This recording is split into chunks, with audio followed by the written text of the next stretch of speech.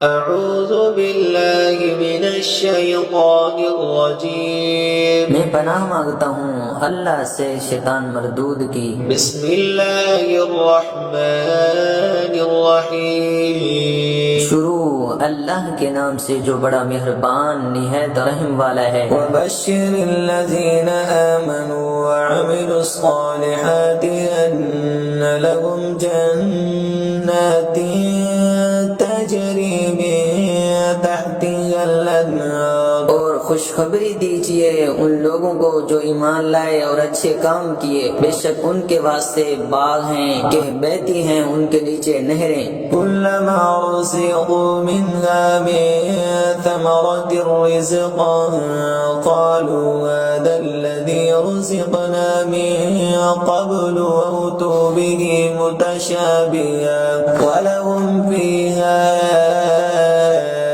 أزواج مطهرة وهم فيها خالدون۔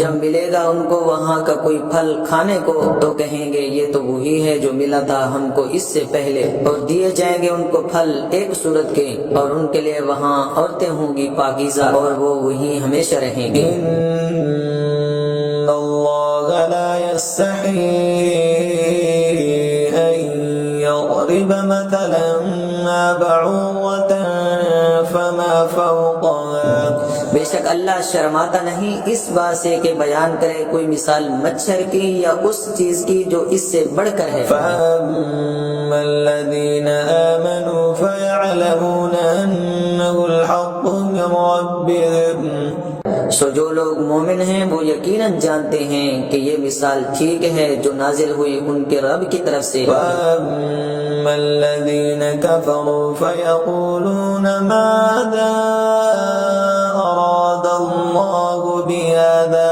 مثلا، اور جو کافر ہیں سو کہتے ہیں کیا مطلب تھا اللہ کا اس مثال سے؟